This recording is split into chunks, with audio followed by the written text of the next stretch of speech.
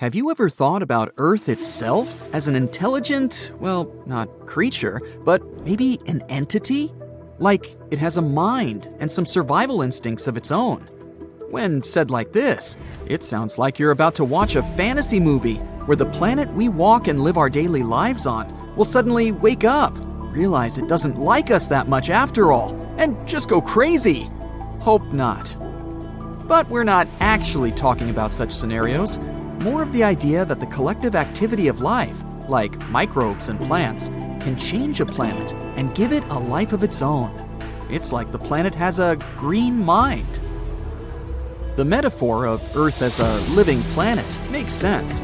Creatures across the globe crawl, swim, walk, and fly through the uppermost layers of our land, ocean, and sky.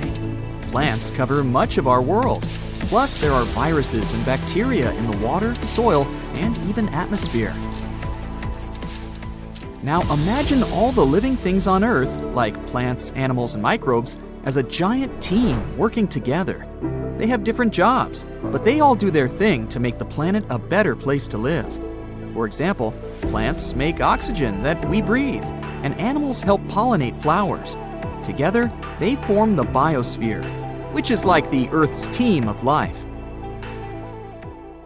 That's where the idea of planetary intelligence comes in. Just like individuals and groups can be intelligent, so can an entire planet. Researchers believe we should measure the planet's intelligence by its ability to keep itself going forever. And just like how humans need to work together to survive, a planet's collective intelligence is measured by the capacity of all the life on it to work together towards this same goal. It's like the planet is a complex system that knows how to take care of itself. Like forests, they can share nutrients through their secret underground networks of fungi. This helps all the trees stay healthy. We can obviously learn a lot from forests. If we jump into the fantasy universe while looking for intelligent, conscious planets, we definitely choose Mogo from Green Lantern. It's a specific planetary entity that can do things like changing its weather and altering gravity, plant growth, or some other surface conditions. Or how about the stunning Pandora from Avatar? Do you remember the fascinating scenes of flora and fauna there? With organs that might remind you of tentacles. They enable creatures to interlink with each other on a neural level. It's like the entire planet is like one giant brain, with many smaller trees, creatures, and its other pieces as its cells. We're far from they become sentient, like Pandora or some other imaginary conscious world out there. There are a few reasons for that. First, planets form based on how different materials like rocks, gases, and liquids gather around a new star. It's like you have a big family gathering where everyone brings different ingredients to make a delicious dish.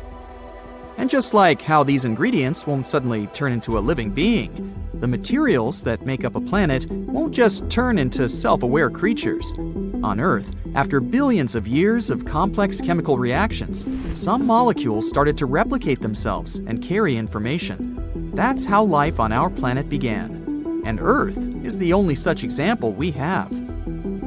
Here's the second reason. Imagine you have a big garden where you plant a lot of mushrooms or bacteria, hoping they'll become really smart and help you take care of the garden. But mushrooms and bacteria don't have brains like we do. It's not like they need it anyway. Having a big brain is really expensive for animals too. It takes a lot of energy to keep it running. So, animals only become as smart as they need to be to survive and thrive in their environment. Dogs and cats are pretty smart because they need to be able to avoid danger and find food. They don't need human kind of intelligence for things like building houses, creating art, or inventing new technologies. So, it would be hard to bring all living beings and plants to the same level of intelligence. The third reason why it would be difficult for a planet to become sentient is the main rule of the animal kingdom. Life is all about survival of the fittest. Every creature is competing for resources like water, food, and space. But not only do different species compete against each other, but individuals within the same species also fight. Just think of how fiddler crabs fight for territory on the beach, or how wolf packs fight over prey.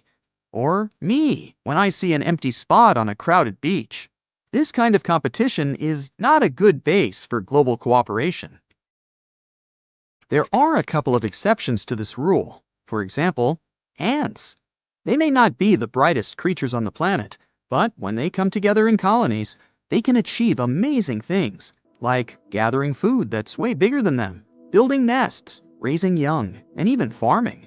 In fact, they act like a superorganism called a hive mind, where every ant works together towards a common goal. Insects like bees and ants are very altruistic and work together to ensure their queen reproduces. If one large ant colony took over our whole planet, it could act as a single mind and work towards the colony's and planet's interests until they run out of resources. But in reality, it's hard to imagine any organism, even a superorganism, could reach such a level of self-awareness and consciousness. Number 5. How could we keep in contact? When it comes to communication, ants use pheromones and humans use nerves. Both of these methods work well for small organisms, but when it comes to a giant planet-sized entity, it would be hard to make such communication fast and efficient. So, communication within a planet-sized entity would be much slower than what we have in our homes, like our computers or smartphones. Oh well, we'll just continue dreaming about Pandora. Now tell me, what's the scariest thing in the universe? What, besides Darth Vader and a lightsaber? Well, actually, I was asking about black holes, swallowing anything that comes too close without doubts or regrets. Blinding supernovae, mysterious hypothetical wormholes. Yeah, probably not. Because the most terrifying things in the universe are likely to be rogue planets. Ooh. Nomads, orphans, sunless, unbound. That is what these creepy worlds are called. They have no sun. Unwanted in their star systems, they were once ejected into the soulless emptiness of space. And some of them didn't even have their own star systems. They were born lonely. Rogue planets don't have sunlight. The never-ending night reigns on their surfaces. No light means no warmth, and almost no chance of any kind of life to be able to survive in these frozen worlds. How lonely. Kinda makes you tear up a little. Okay, I'm done. But how do rogue planets get born? When planetary systems, including our solar system, form, it can get messy. Most planets appear from the cosmic dust that is floating in space around a newborn star. And when these planets form, they push one another. This gravitational game of tag often shoves some planets toward the edges of the newly formed star system. And sometimes, one or two of them get ejected from their home altogether. There are also nearby stars that can play with planets too. Stars aren't often born on their own. Clusters of dozens to thousands of stars can appear in space. And in such a crowded environment, it's not a rare occurrence when a star with its own planets steals away a planet or two from another star. After getting a new planet, it can keep it for itself or throw it away into the dark, deep cosmos. Some free-floating planets pop up in a different way, with no parent star to help them. Like stars, they form from collapsed clouds of gas and dust, but since they are too weak, they can't put on enough weight and can't start nuclear reactions that make stars emit light. Such planet-like objects are known as failed stars. Or planets can go rogue after their parent stars disappear. Yes, sometimes stars go out, destroying some of their planets in the process. At the same time, the most distant ones, located in a safer zone, are left more or less intact. But the enormous force of a supernova ejects these planets away from the former star at a tremendous velocity. In any case, astronomers think there may be more rogue planets in our home Milky Way galaxy than anyone ever suspected. A recent simulation has shown there might be billions of them. But the problem is rogue planets are very hard to detect. You know, it's a tricky feat to find any exoplanet, even when it belongs to a planetary system. After all, planets don't give off their own light like stars. That's why when astronomers want to locate an exoplanet, they look for something blocking the light of its parent star, and it's usually the very planet passing between the star and the observer. But researchers can't use the same technique with free-floating planets because there's no parent star and thus there's no light to get dimmer. Another method of detecting exoplanets is the radial velocity method. It detects the planet's gravitational effect on its parent star. But, as you may guess, it doesn't work with rogue planets either. Luckily, there are still some ways we can detect these space wanderers. Imagine a line of sight between a telescope on Earth and a distant star. When an object crosses that line, its presence is likely to bend and magnify the light of the star. This makes it appear brighter than usual. The trickiest part is to figure out whether this object is a rogue planet. It's true that the stars whose light such celestial bodies bend can't be their parent stars. They're too far away. But there might still be a small parent star invisible because of the glare of the main star. And astronomers have to wait for a long time, sometimes up to a decade, for the main star to move a bit. Then they can finally check if there's also a parent star out there. If there's no parent star in sight, then it's proven. The planet is traveling solo. Not apparently. So far, astronomers have identified at least 70 rogue planets or candidate rogue planets. At the same time, we know about more than 5,000 exoplanets in planetary systems. That's a huge gap that proves that detecting rogue planets is a tricky business. Interestingly, free-floating planets might not be as lonesome as we think. They can potentially have moons of their own. They might even take them along when they get pushed out of their cosmic homes. But could a free-roaming world, and possibly its moons, find a new home near a different star? Some experts think it's unlikely. The universe is a very spacious place, and even a large star with an incredible gravitational pull is hardly able to catch a fast-moving planet. For example, in 2017, an interstellar guest, an asteroid the size of a skyscraper, appeared in our solar system. It barreled through the solar system and just kept going without stopping or even slowing down. Now let's have a look at a rogue planet we have managed to spot. Just 20 light-years away from the Sun, a bizarre rogue planet is roaming the Milky Way galaxy. And even though this planet doesn't orbit any star, it still has an incredibly powerful magnetic field, 4 million times stronger than that of our Earth. The exoplanet, with this crazy long name, also produces amazing auroras. When it was discovered a few years ago, astronomers were almost sure they had detected a brown dwarf. This is an object too large to be a planet and too small to be a star. But later, scientists got some evidence that the space object wasn't big enough to be a brown dwarf. The planet sure is a mammoth among its peers. It's 1.2 times as wide as the largest planet of the solar system, Jupiter, and more than 12 times as heavy. Astronomers think the exceptionally strong magnetic field helps the planet produce such auroras. But the most curious thing is that they're generated in a different way than auroras on Earth. It might be because the exoplanet's moon helps the planet create these light shows. To find more amazing rogue planets, NASA's Nancy Grace Roman Space Telescope is going to conduct a survey using the powerful techniques of a wide-field telescope. The stars in our Milky Way galaxy move all the time, and chance adjustments of the telescope can help researchers spot rogue planets. But there's one drawback. We won't know the distance to such a planet even if we find one.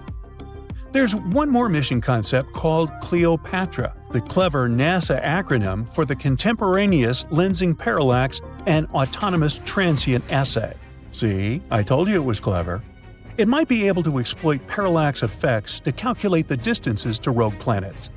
Parallax is a shift in the position of a foreground object when seen by observers in slightly different locations. Could Earth one day turn into a frozen sphere aimlessly floating through space? Unlikely. Since our Sun isn't going to blow up one day, our world isn't likely to be pushed out of the solar system by our star going supernova. But a rogue planet could cause life on Earth to end. Oh boy. One day, such a space intruder might push Earth out of the habitable zone near the Sun and take its place. And our planet would have to retreat to an extreme orbit farther from the Sun. The climate all over the planet would start getting colder and colder, turning first half of the planet, then our entire world, into an icy desert. There would be a lack of food and other resources. It'd be getting darker and darker. There wouldn't be enough light for planets to get energy. They would wither, and animals that used to feed on them wouldn't be able to find food. Most species would go extinct. The farther our planet would be from the Sun, the weaker the star's gravitational pull on our planet would be. In the end, our beautiful Earth would get too far away from its main source of light and heat. It would turn into a lifeless piece of rock covered with a thick layer of ice. Wow, bummer. But hey, don't worry, I guarantee that will never happen. At least, not on my watch. On my watch.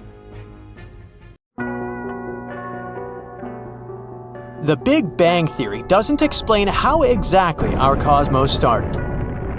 It's more like a story about what happened after, in the earliest stages of the universe.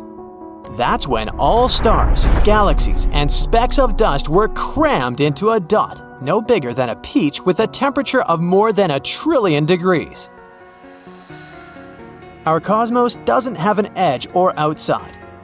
The Big Bang wasn't an explosion that happened at some particular point. It was the moment when space itself began to expand everywhere at the same time. That's a process we call inflation. When the cosmos was nearly 1 million times smaller than today, everything was just a plasma that later expanded, cooled, and then converted into a neutral gas. That was the time when the first atoms formed. All these processes released enormous amounts of radiation. The cosmic microwave background, CMB, is the fossil of that radiation that dates back to about 380,000 years after the Big Bang. Before that, the heat from the creation of the universe was way too intense for even light to shine.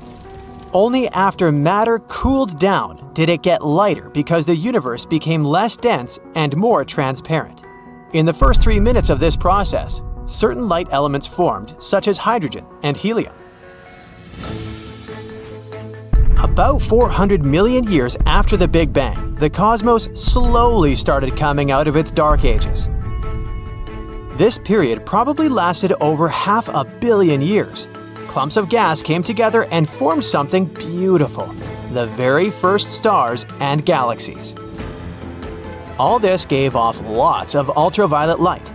It was as if someone finally turned on a cosmic flashlight that cleared away the foggy gas that was all around.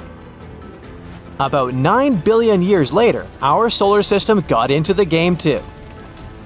It was born from this dense cloud of interstellar dust and gas. The cloud fell apart, possibly because of the shockwave produced by a star that exploded somewhere nearby in a spectacular supernova.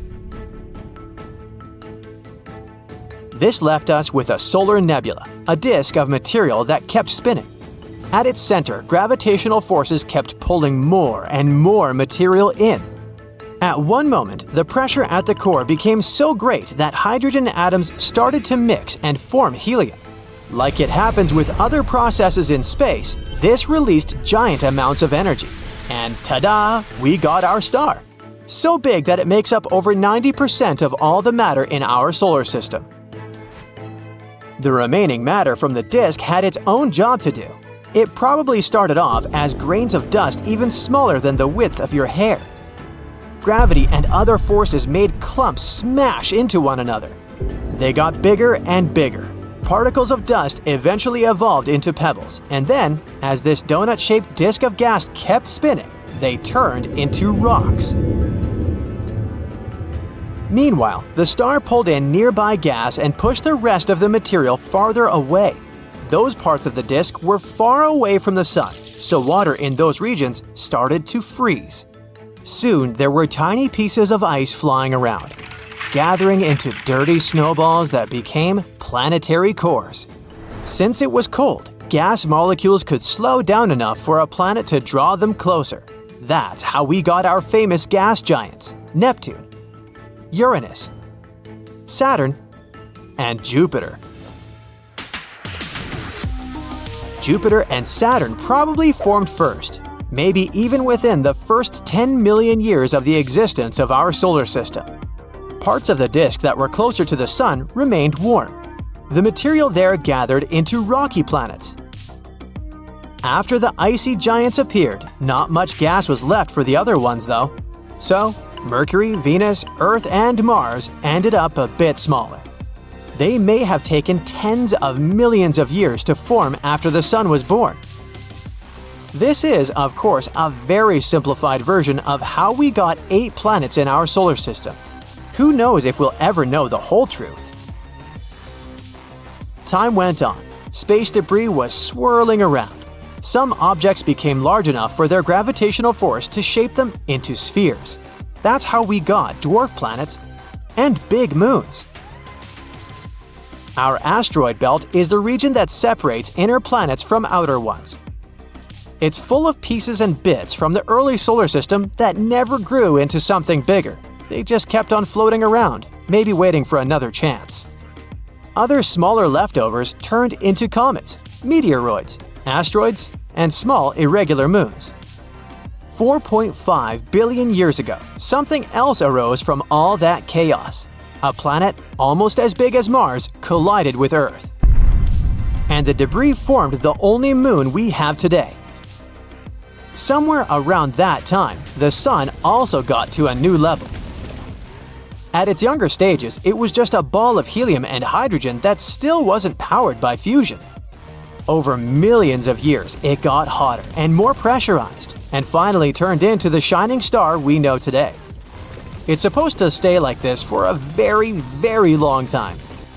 Around 10 billion years. Simulations scientists have made to understand the creation of the universe show that the chaos of that time was even bigger than we thought. Orbits of the giant planets probably shifted during that period too. The gravitational force from many objects in the Kuiper Belt shook Saturn and Jupiter into a 2-1 resonance. That means Jupiter made a circle around the Sun twice for every Saturn orbit. This brought the two giants closer together, which wasn't good for their surroundings. There's a theory that Uranus didn't form where it is today, which is 20 times farther from our Sun than Earth. At this distance, there wasn't enough material to make the whole planet. That's why there's an idea that Uranus was born closer to the Sun before it got ejected farther away for some reason. Maybe that reason was the mess Jupiter and Saturn made. Some believe Neptune shares a similar destiny, together with the whole Kuiper Belt. As Uranus and Neptune were passing through the Kuiper Belt, they scattered most of the objects there. Any additional ice planets that had formed there also ended up kicked out, but in this case, entirely out of our solar system. Pieces of these scattered worlds that were located more outwardly stayed in the Kuiper Belt and the Oort cloud, a faraway sphere of ice bodies where the majority of comets come from. In all this chaos, the inner planets got hit. Scientists think that's how we got organics and water here on Earth. That's exactly what we needed for life to start developing, somewhere 3.8 to 3.5 billion years ago. We found evidence of microbes in the hard structures they made. Those are called stromatolites. They help us understand the earliest forms of life on Earth. Up until 3 billion years ago, Mars might have also been a good place for life. The red planet used to have a thick atmosphere and a strong magnetic field, just like Earth. But unlike our planet, Mars cooled from the inside, which switched off this whole mechanism. Without its magnetic field, nothing could protect the planet from the solar wind that pulled away most of its atmosphere in just a few 100 million years. Mars used to have magnificent lakes, rivers, and water streams that left traces we can see on its surface, even today. Luckily, Earth managed to keep its water, so life continued to evolve. 2.5 billion years ago, Earth got photosynthetic organisms that started pumping oxygen into the atmosphere and helped create the entire animal and plant kingdom across the planet. Another big thing happened in our solar system later. Saturn got its astonishing rings. No one knows for sure what happened back then, but a new theory says the rings aren't as old as the planet itself, only about 100 million years old. At the same time, something hit our moon and left Tycho crater. one of the most prominent craters on the lunar surface.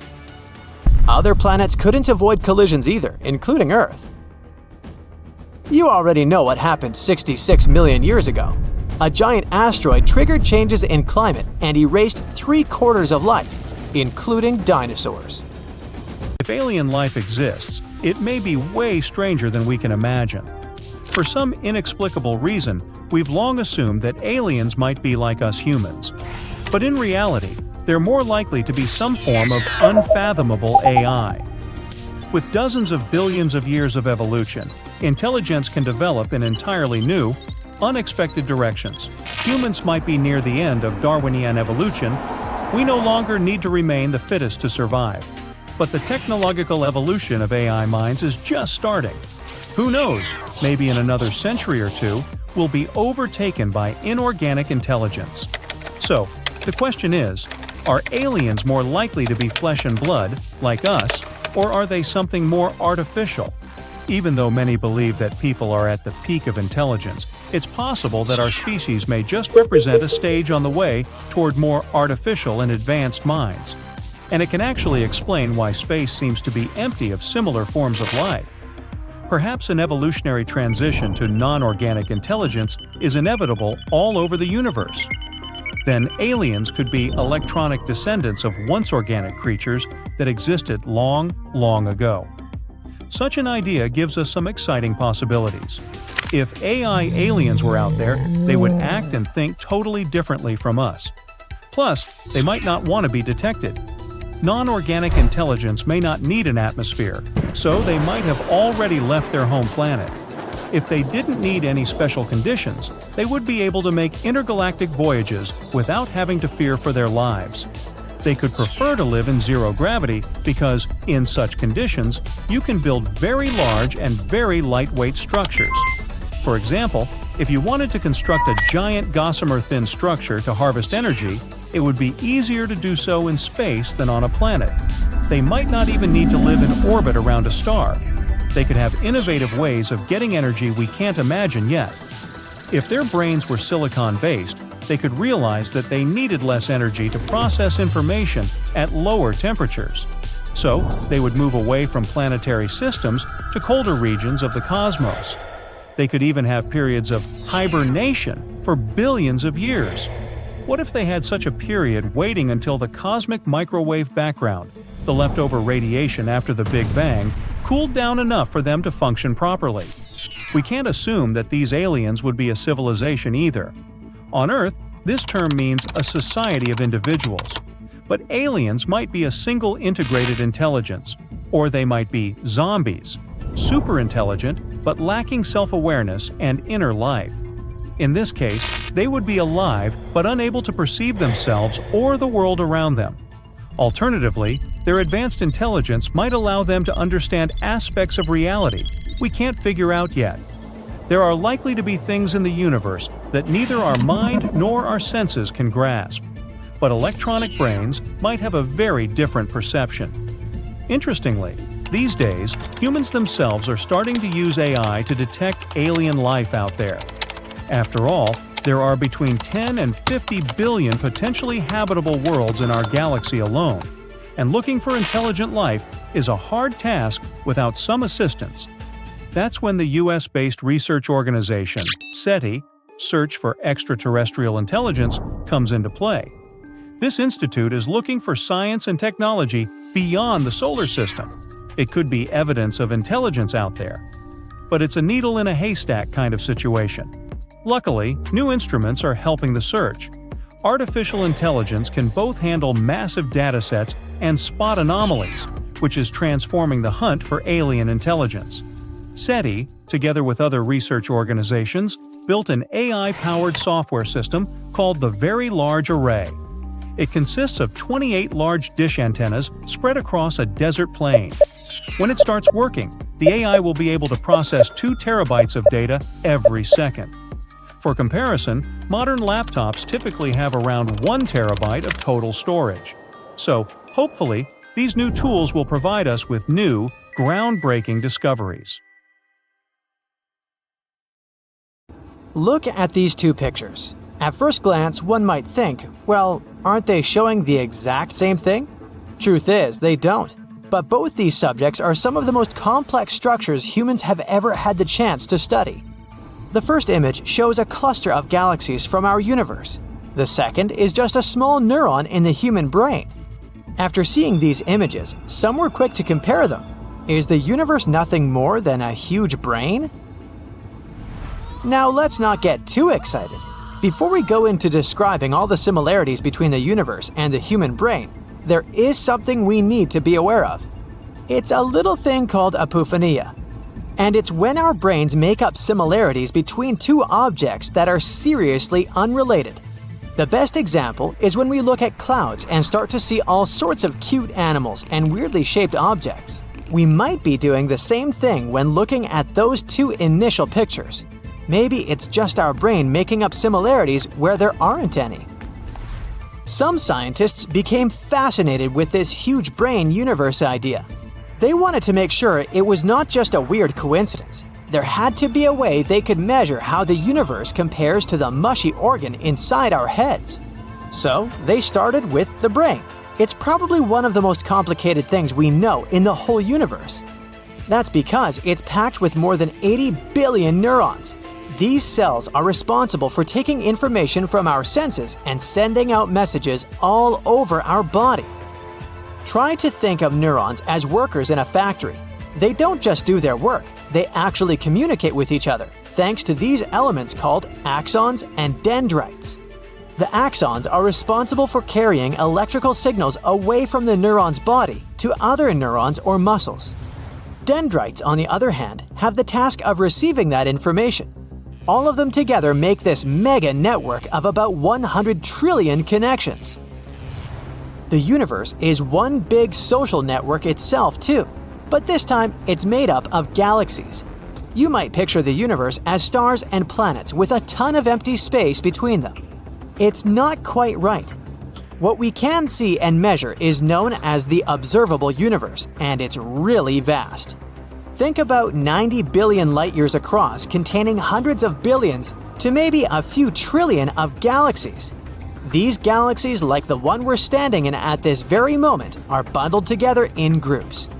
Our Milky Way is friends, in a way, with galaxies like Andromeda and Triangulum, and altogether, they're a family called the Local Group. This family of galaxies is part of an even bigger bunch called the Virgo Supercluster. From what we can tell, the space between them might not be empty.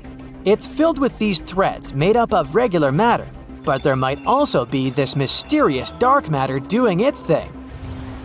Scientists didn't stop there. They decided to take it a bit further. They started by examining thin slices of the human cortex, the part responsible for our thoughts, memories, and even our consciousness. The next step was to compare them with equally thin slices of the universe from a computer simulation. Now it's obvious there's this enormous size difference between the brain and the universe. But the way they looked at it kind of made them somewhat comparable. As they zoomed in, think 40 times magnification, these scientists began noticing that the structures were very much alike. At this zoom, the brain's neural network looked like the universe's galaxy clusters. To make sure they weren't just imagining things, they used two clever methods. The first one looked at how these networks connected and how densely packed they were. They noticed that the middle part of a neuron, or its nucleus, is way tinier compared to its connecting fragments. Likewise, galaxy clusters are tiny when you look at the super long connecting threads between them. The second method was about checking how organized these networks were versus just being random. They looked at how everything was structured around each connection point, whether it was a neuron in the brain or a galaxy cluster in the universe. The resemblance doesn't stop there.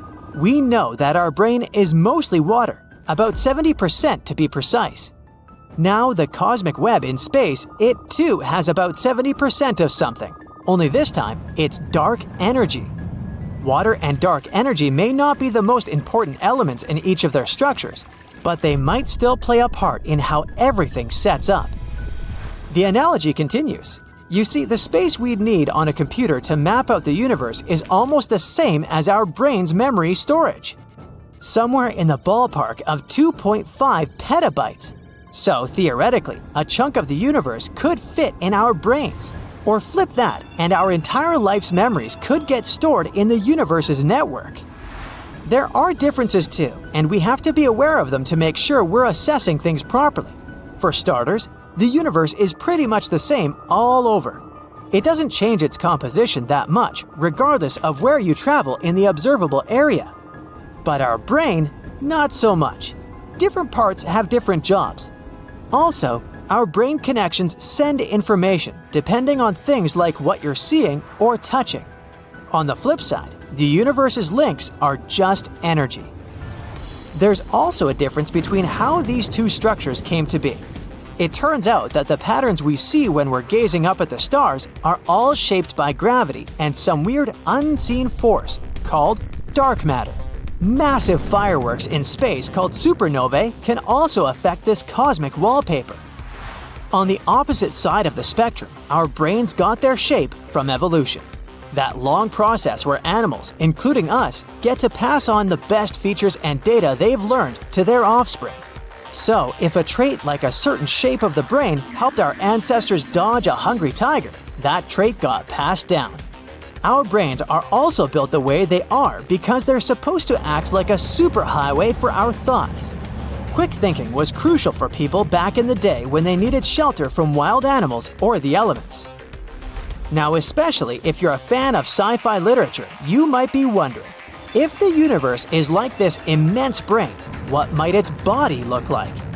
We might as well be living in someone else's head. We like to think of humans as evolved, intelligent, and at times, hard to understand creatures. But what if we're just tiny neurons in a larger, more complex structure? Well, for the time being, we can only let our imaginations run wild. There's no way we can test at this point what's outside our universe. By all means, we don't even know how large it is. By looking at the parts we can see, the estimations are that the universe is about 95 billion light-years in diameter. Even if we'd somehow manage to travel at the speed of light, though that seems a bit impossible at the moment too, it would take an enormous amount of time to reach those supposed edges of the universe. There's also the theory of the multiverse. We don't have much tangible proof of this idea either, but it does claim we live in a universe out of many. Ours has time and space. Other worlds may have different rules and components. Life may look differently out there in ways we can't even understand. Having a better understanding of the universe is just as important as figuring out our brains.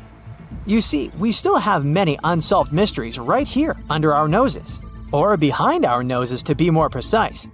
There are a lot of things we've yet to figure out about the human brain, like how we store and retrieve memories. We know that each time we learn some new piece of information, our brain changes. But we don't have the entire process mapped out, and it looks like it might take a while before we fully understand it. In the heart of the galaxy, there lies a mysterious object, the likes of which no astronomer has ever seen. It streaks across the sky like a shooting star on caffeine. So, what is this mysterious blob, and how is it related to the black hole in the center of our galaxy? Let's find out. This thing is called X7. It's the mysterious blob that's been hanging around our galaxy's supermassive black hole for decades. Some even say it's been lurking around there for, like, hundreds of years. We know a few things about X7. For example, it weighs around 50 times as much as Earth. It may sound like a lot if you're an Earthling, but in space, that's like a tiny drop in the ocean.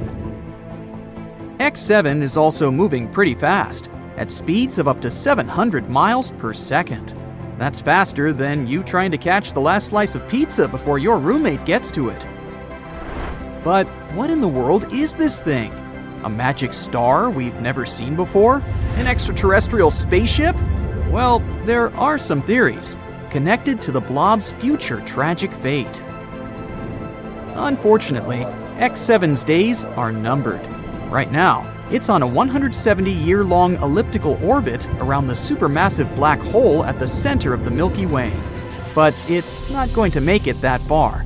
Each year, it's spiraling closer and closer to the black hole. In just a few years, it will become spaghettified. Yes, that's a real scientific term. And finally get sucked in, never to be seen again. There are supermassive black holes in the centers of all galaxies, including our very own Milky Way. These black holes are so massive that they warp space-time, causing nearby stars to orbit around them at incredible speeds. They serve as cosmic vacuum cleaners that suck in anything and everything that comes close enough. The black hole in our galaxy is called the Sagittarius A star. Sounds like the name of a fancy Hollywood celebrity, doesn't it? But this celestial object is far more impressive than any mere mortal. It's about 4 million times more massive than our sun, which means it could probably eat our entire solar system for breakfast. But don't worry, these black holes may seem really scary, but in reality, they're too small to compete with an entire galaxy. They'll just suck in a couple of the nearest stars, and that's all. Also, Sagittarius A star doesn't seem to have a very good appetite. It's been observed to be pretty quiet lately, which is good news for us. But even if it were super greedy, it wouldn't pose any threat to us. This black hole is over 26,000 light-years away. From Earth, we can see it in the Sagittarius constellation. In 2022, the Event Horizon Telescope collaboration released the first ever image of Sagittarius A star. It took years of collaboration and technology to capture this stunning image. And this is our second photo of a black hole in history. The first one was released in 2019, and it showed the supermassive black hole called M87 star. Yes, they both have star in their names. Don't try to make it make sense. Anyway, you may remember this photo as the first ever image of a black hole ever. It went crazy viral across the internet. And this black hole, M87 star, located in the Messier 87 galaxy, is way scarier than Sagittarius A star. You thought 4 million solar masses is impressive? Then how about 2.5 billion solar masses? M87 is a real monster. It's also known for its powerful jets of plasma, which are so energetic that they extend thousands of light years from the black hole's center. If M87 were a superhero, it would be Iron Man, with his repulsor beams on full blast. Now technically, you can't take a photo of a black hole itself, since it's, well, black. No light can escape its grasp. But the glowing orange ring in this photo shows the matter surrounding Sagittarius A star. It's called the accretion disk, a swirling disk of hot gas that spirals the center, heating up to millions of degrees in the process. It's like a giant fiery vortex, but with no escape. And the shadow in the center indicates the black hole itself. Inside that shadow, there's an event horizon. The event horizon is the boundary around the black hole, beyond which nothing, not even light, can escape its gravitational pull. It's the point of no return, where the gravitational force is so strong that even the fastest object in the universe, light, can't escape. Once you cross the event horizon, you're doomed to fall toward the center of the black hole, where the laws of physics as we know them break down. And this is exactly the fate that awaits our unfortunate X7. Right now, the pure blob is getting stretched and yanked by powerful tidal forces. By the way, before it meets its untimely demise, X7 is expected to put on a bit of a show. Its closest approach to the black hole, called periastron, is projected to happen in 2036. And when it finally gets torn apart by the Sagittarius A star's gravitational forces, there may be some cool fireworks to see. But this is not the most important thing. The funny part is, X7's future end may help us finally understand what the heck even is this thing. A team of scientists have been studying how a strange blob orbits the black hole. And that's when they discovered that X7 has stretched to almost twice its initial length. And what does that mean? Well, It suggests that X7 is most likely made of debris ejected during a recent collision between two stars. Yep, you heard that right, a space car crash. Imagine this. Two stars fall in love and start circling each other for many years. After that, they finally merge together. At this moment, they eject tons of gas and dust. And perhaps this cosmic dance created our blob baby, X7. It's basically like the crumbs left on the table after a giant space feast. Something like this is actually pretty common, especially around black holes. It's like a galactic fender bender that sends debris flying everywhere. Actually, the universe is full of mystery blobs. They're called the G objects. No, they're not the G-men from Men in Black, but they're just as mysterious and elusive. These guys have been puzzling astronomers for more than 20 years. They look like gas clouds, but behave like stars. It's like they can't decide whether they want to be a cloud or a star. Come on, guys, make up your mind. G objects stretch out at the closest point to the central black hole, but emerge intact, like a rubber band that stretches but doesn't break. Scientists think that they're the stars that have merged together into one. And while doing that, they also produce a huge cloud of gas that hides the result from view. Kinda like when you're wearing a bulky sweater, so that no one knows that you've put on a few extra pounds. And then a study published in 2021 found that one of these objects, G2, was actually a molecular cloud concealing 3 baby stars. Talk about a plot twist. But X7 is the black sheep of the strange blob family. It's significantly different from the G objects, like the weird cousin you see once a year at family gatherings. Its evolution has been more dramatic. Also, it's not being held together by a mass lurking in its center. So what is it being held together by? Pixie dust? Magic? We need answers! That's why scientists believe that X7 isn't a G object itself, but debris left from it. Or maybe not. We have no idea. The possibilities are endless, and that's what makes astronomy so exciting. So let's keep our eyes on the skies and see what other strange objects are out there. Who knows? Maybe we'll discover another mystery blob, and this time it's going to be a spaceship. Now that would be awesome. How is the death of the universe possible if the universe is infinite? The concept of the universe's death is more about its state and less about its size or infiniteness. Several theories predict how the universe could end, but they often focus on the thermodynamic properties, energy distribution, and the fate of matter over time, rather than the universe ceasing to exist entirely. Here are a few scenarios based on current scientific understanding: heat death or the big freeze.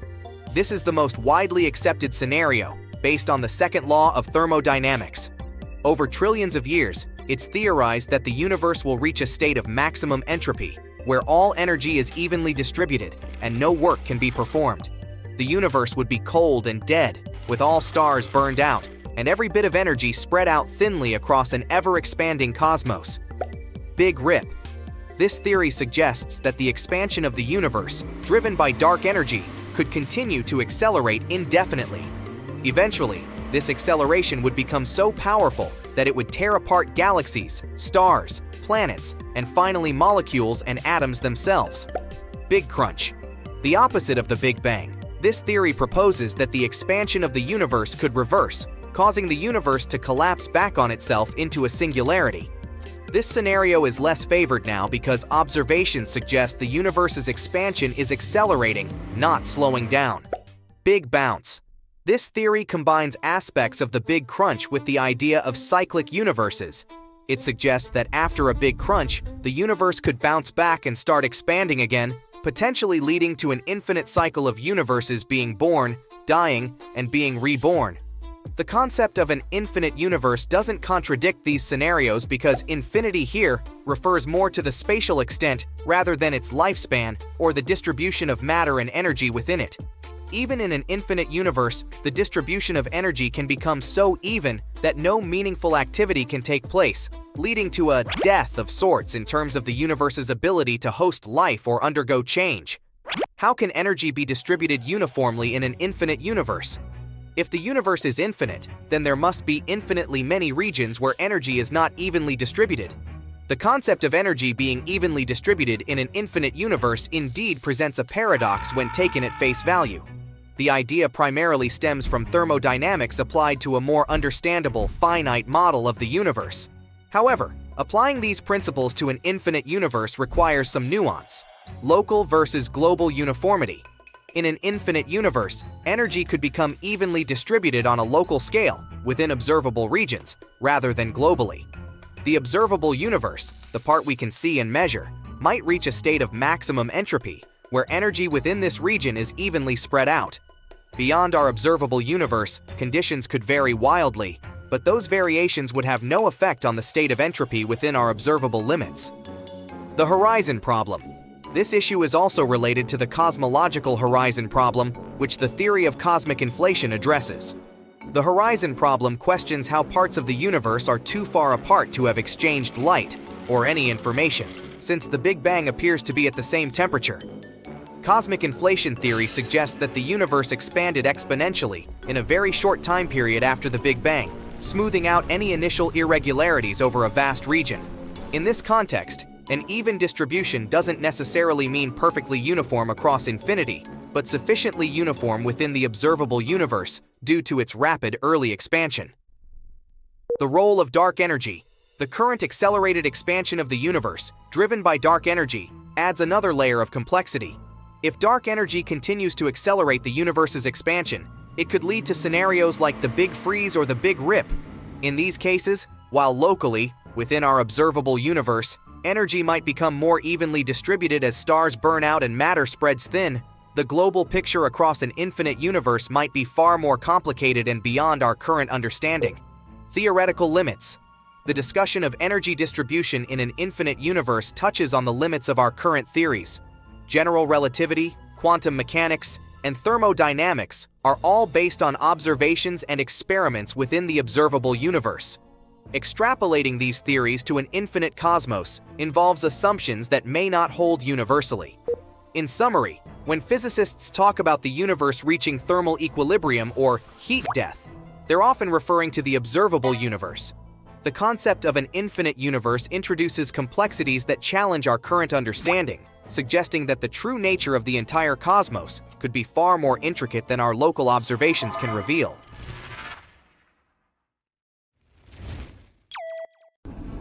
During the recent years, scientists made 2 breakthrough discoveries about our universe. Thanks to new technologies, we've looked into the distant past. And we've learned something that can change our understanding of the universe forever. What are these discoveries and what do they mean to us? Let's find out. Recently, we unveiled the first color image from the James Webb Space Telescope. It's a mind-bending photo capturing thousands of ancient galaxies. This oldest documented light in the history of the universe dates back over 13 billion years. That's just 600 million years after the Big Bang. It's like getting a sneak peek into the universe's baby album. But that was just the beginning. Astronomers were expecting to see some tiny young galaxies. But what they found was a real surprise. Impossibly early, impossibly massive, and all that from just a tiny red dot. The lead author of the study, Ivo Laba, was working at the computer as usual, and suddenly he got 2 numbers. Age, 13 billion years. Weight, 100 billion stars. When he realized what that meant, he nearly spit out his coffee. But that red dot was just the beginning. The next day they found 5 more galaxies just like this. Turns out, these 6 massive galaxies are as old as the Milky Way itself. The entire research team was in disbelief. They were like, wait, what? These guys couldn't be that mature so early in time. Did we make a mistake? But nope.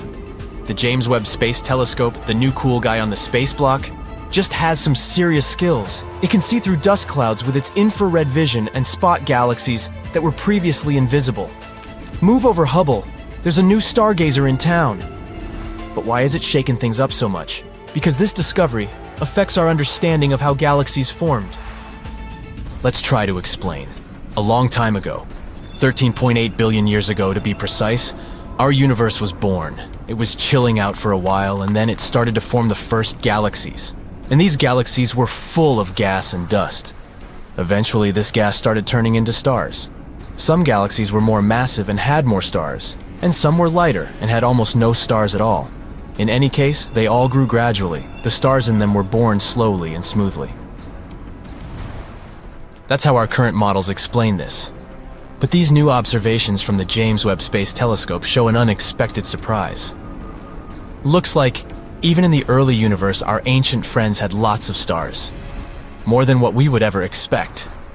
If that's the case, then these galaxies are like the overachievers of the universe. They skipped the small and gradual growth phase and went straight to being giant universe breakers. According to our current cosmological model, they shouldn't even exist. But they do, so it looks like after the Big Bang, the stars were forming much faster than we thought, which is pretty weird. This could mean that there's something missing in our understanding of the galaxy formation. As you can see, these universe breakers are really living up to their name, causing a potential total consensus among scientists. The universe was like, hey, I'm about to flip cosmology models upside down. But let's not jump to conclusions. There are many theories that could explain these mind-boggling discoveries without breaking the standard model. For example, maybe the light we're seeing isn't coming from stars at all, but from the swirling disks of doom around supermassive black holes. These colossal cosmic beasts can gobble up matter and spit out a dazzling light show. And James Webb Telescope's keen eye is picking up on these enigmatic accretion disks like never before. Or maybe these galaxies could be playing hide and seek with us. Maybe there's more to the story that we haven't seen yet. After all, the universe is vast and mysterious, and we've only just begun to scratch the surface. And whoa, we really need to slow down here. Before we even try to explain all this stuff, we need to confirm whether these ancient galaxies really are that old.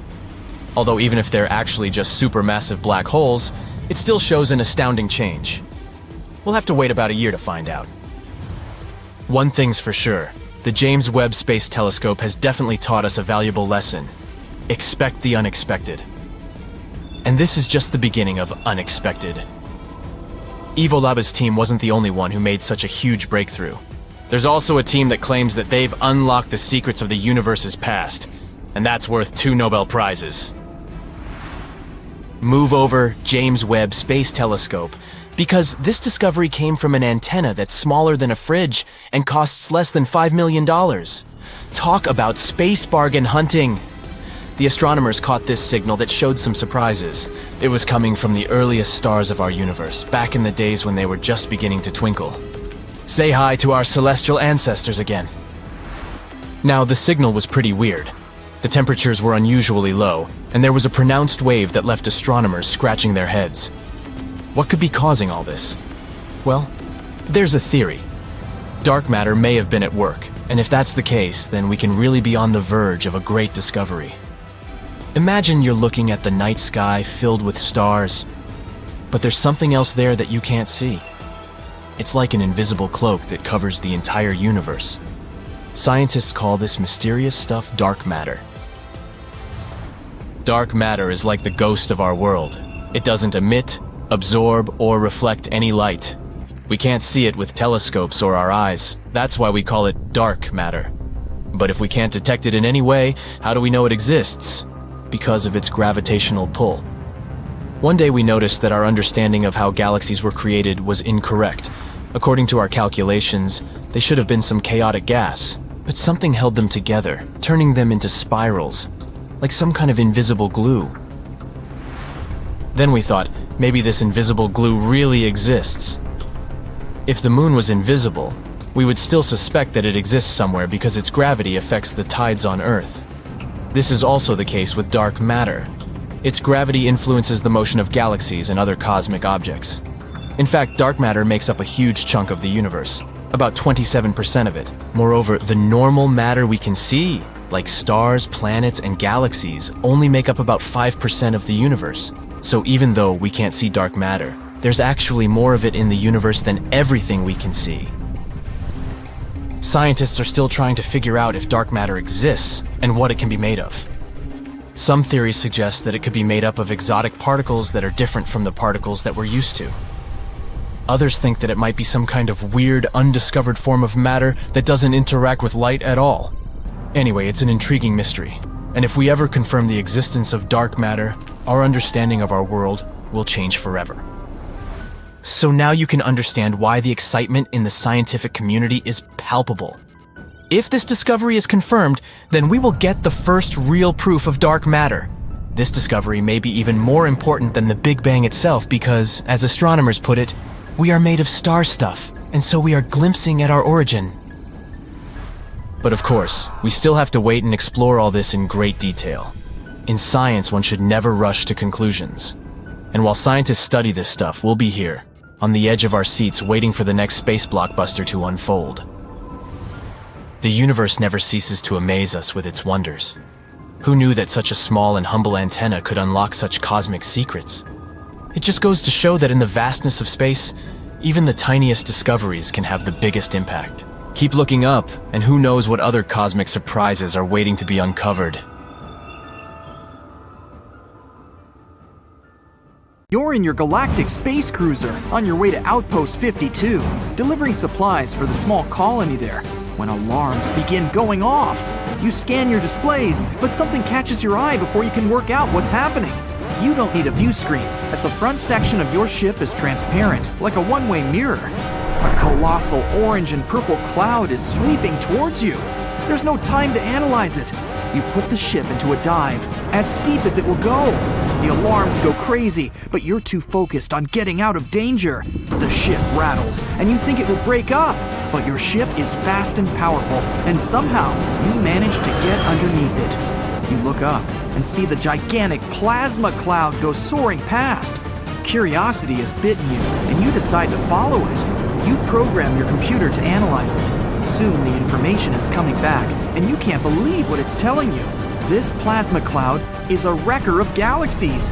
It and others like it have been ending galaxies before their time. You recall your studies back on Earth when you were just a young pilot. There have been studies as far back as the 21st century as to why galaxies were mysteriously ceasing the formation of new stars, causing them to end ultimately. Stars form from thick clouds of gas that have become extremely cold. They condense and, over time, collapse into solid compact matter. There's a famous photograph taken by the Hubble Space Telescope. Most people have seen it. It's called the Pillars of Creation. It's the Eagle Nebula, where stars are forming. They call these environments star nurseries. It's a pretty cute concept if you think about it. But there's a bad guy lurking, and you're following it. It's a vast star wrecker. The wrecker rushes in and sweeps the gas out of these star-forming galaxies at an accelerated rate, preventing stars from forming in the first place. It's like a giant broom, but rather than cleaning up, it's ceasing up, bringing new galaxies to a premature end. Now that you know how dangerous it is, it's best to hang back a bit. Let's see if we can see it in action from a safe distance. It had been a long-standing mystery why some galaxies don't birth new stars. The star wrecker is smart. It hangs around large galaxy clusters. There's one in particular, the Virgo cluster. This is the one that scientists studied and came across the star wrecker. The nearby Virgo cluster is 7 million light-years across and contains thousands of galaxies. When I say nearby, it's about 65 million light-years from us. Not exactly a weekend space cruise away, but it's pretty close in galactic terms. The cluster hurtles through the superheated plasma at speeds of up to 1 million miles per hour. The cluster forms the basis for the large Virgo supercluster, of which the local group, where our Milky Way resides, is a member. Its proximity to us makes it easier for scientists to study. It's also one of the most extreme regions of the universe that we know of, currently. Who knows what else is out there? The Virgo cluster is also unusual, as it's still forming new stars, and we can observe them, such as in the famous Hubble nursery photo. A galaxy in this cluster is called the Messier 87. It was discovered way back in 1781 by a French astronomer named Charles Messier. It looked a bit fuzzy to him, so he called it a nebula without stars. More information on what it was couldn't be ascertained until the 1920s.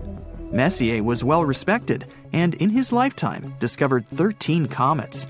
He was born in rural France, the 10th of 12 children. When he was 14, he witnessed a tremendous six-tailed comet in 1744. It was astonishing and was visible to the naked eye for several months. Its effects were dramatic and unusual. It was so bright that it's been recorded as the sixth brightest in history. 4 years later, young Charles saw a solar eclipse from his hometown on the 25th of July, 1748. He knew then that he wanted to explore the world of astronomy. It was meant to be. A lunar crater and an asteroid have been named after him. Nothing is mighty, however, like the Messier 87, or M87. It's a supergiant elliptical galaxy with trillions of stars. It's the second brightest galaxy within the northern Virgo cluster, making it popular amongst astronomers and amateur enthusiasts. Elliptical galaxies are older, low-mass stars with minimal star formation activity. Large numbers of globular clusters surround them.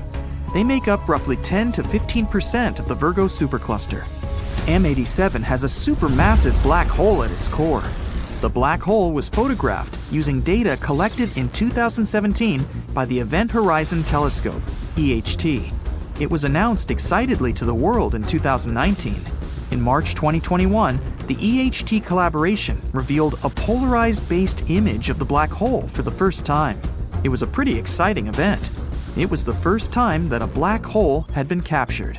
It happened all thanks to the Event Horizon Telescope, which is many radio observatories or radio telescope facilities around the world, all working together to produce a highly sensitive and high-resolution telescope.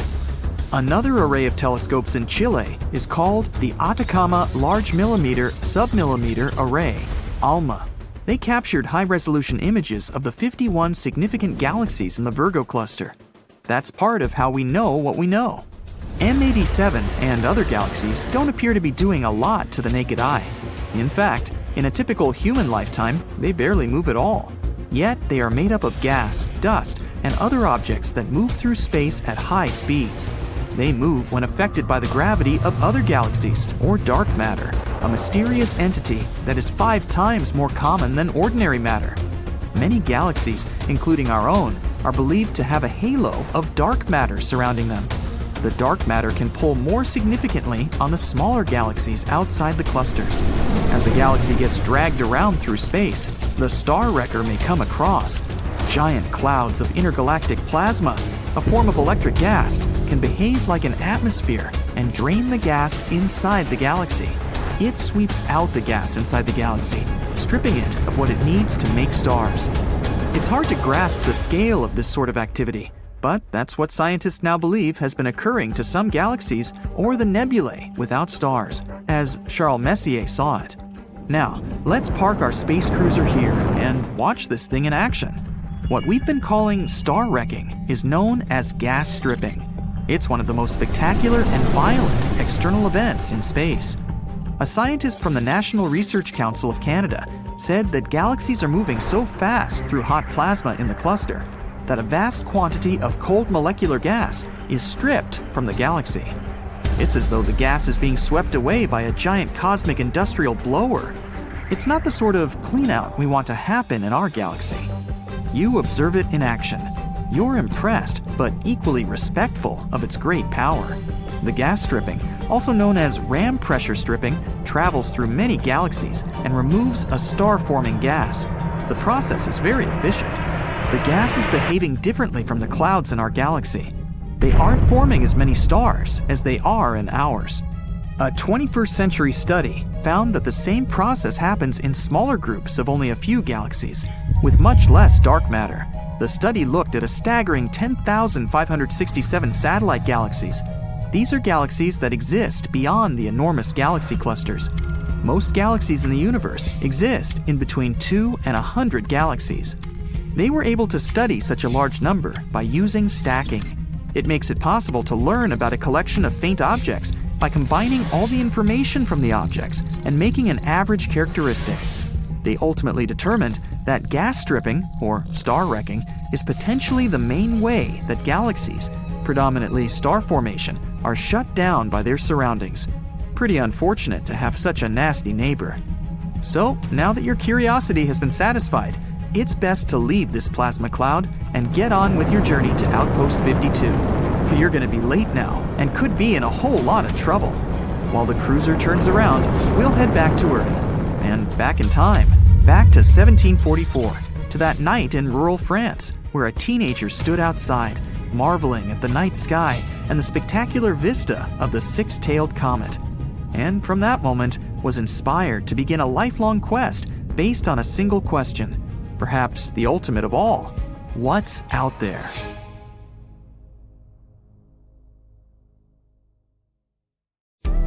According to the theory of panspermia, life could have been brought to Earth by a meteorite, comet, or asteroid from a different region of space.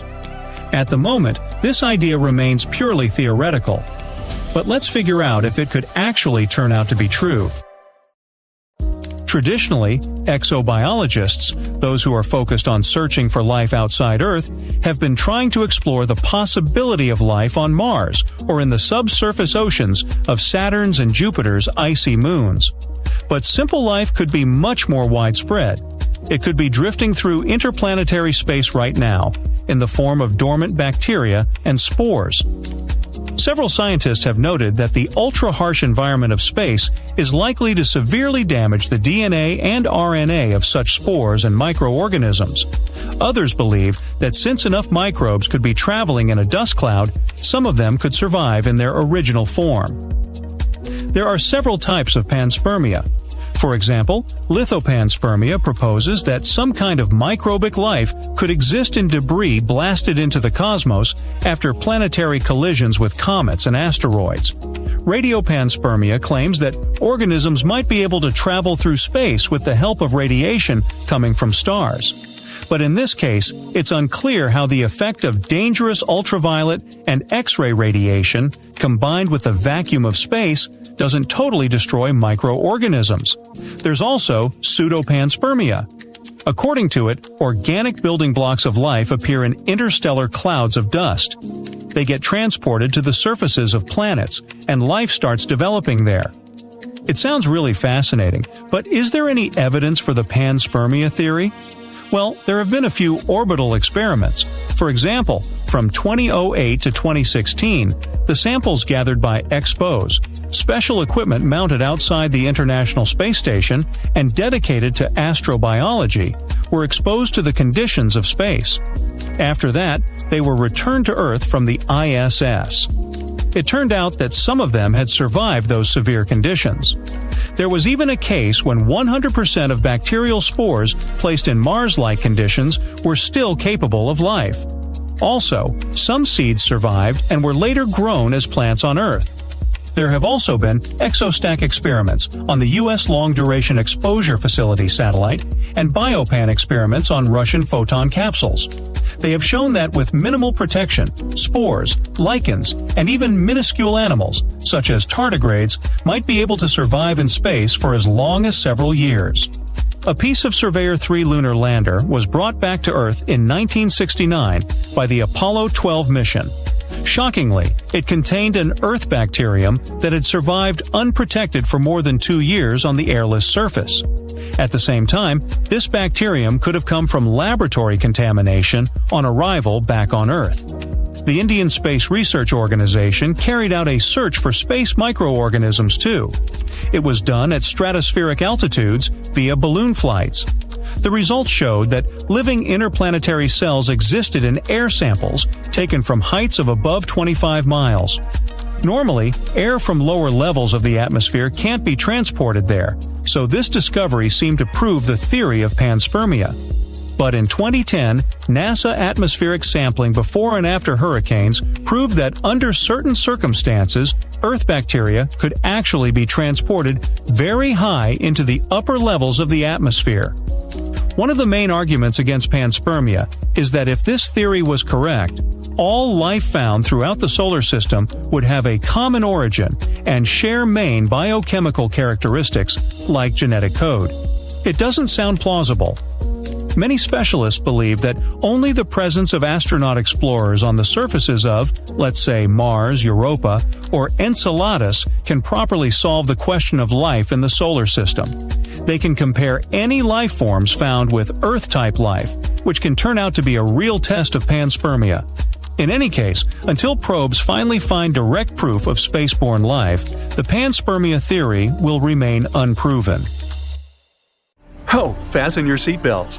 We're setting course for the most bizarre places in our universe, and you'll see the most mysterious phenomena few people have ever seen before. Recently, astronomers have discovered that the supermassive black hole at the center of our home Milky Way galaxy might be leaking. Why is it a significant change? Because it might mean that this black hole, called Sagittarius A star, whose mass is 4.1 million times the mass of our Sun, isn't a sleeping giant as previously thought. It might still be active. And the leakage, recorded by scientists, may be the hole hiccuping while swallowing clouds of gas. Hey, I've been known to do that from time to time. During the research, the team of astronomers used the Hubble Space Telescope. It helped them spot a jet that looked like a blowtorch. It was pushing into clouds of hydrogen at the center of our galaxy. The jet seemed to spew gas like a hose directed into a pile of sand. This often occurs around other active black holes surrounded by the material drawn to them by their immense gravitational pull. Some of this material gets pulled into the black hole, but a small part of it gets swept outward by powerful magnetic fields. The research suggests that when a giant gas cloud gets too close to our supermassive black hole, it gets swallowed, and then the hole belches small jets of matter. Fermi bubbles might be the result of the belches that occurred around 2 to 4 million years ago. But recently, scientists have found another giant glowing bubble of hot gas. It aligned with the jet stretching for 35 light-years or more from the supermassive black hole. Astronomers suspect that the jet could have plowed into this bubble of gas and inflated it. Now, let's visit some other breathtaking places in our universe. But be careful, some of them are extremely dangerous. Like this rotating neutron star called the Black Widow pulsar. Just like its spider namesake, it's munching on its partner, a lightweight brown dwarf star. The more material this pulsar consumes, the more slowly it spins. The energy the neutron star is losing in the process causes the companion star to dwindle. If it does exist, nuclear pasta is the strongest material in the entire universe. Formed from the leftovers of extinguished stars, this substance gets squeezed into spaghetti-like tangles of material. It can break, but only if you apply 10 billion times the pressure needed to shatter steel. How about visiting a planet where it rains glass? Nah, I'd rather not. You see, this bright blue exoplanet looks peaceful and slightly familiar. Don't you think it slightly resembles Earth?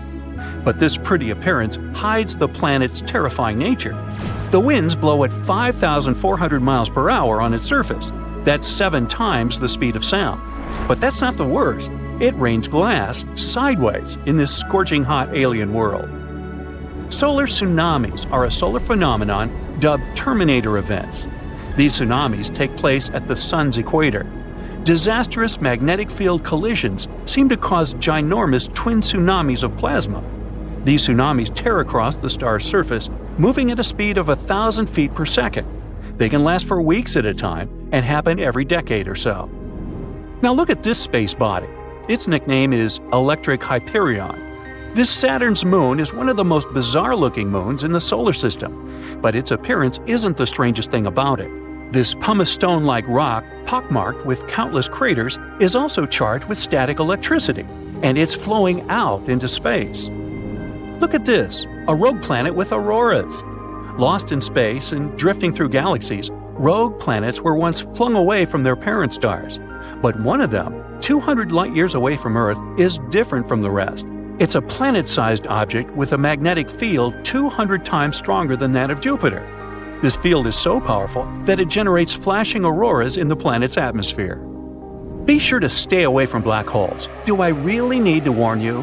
Yep, they're some of the most perilous objects in the universe. But how about mini black holes? Unlike their massive siblings, hypothetical mini black holes could be really tiny, not bigger than an atom. Even so, just one minuscule thing would have the mass of 1,000 sedans.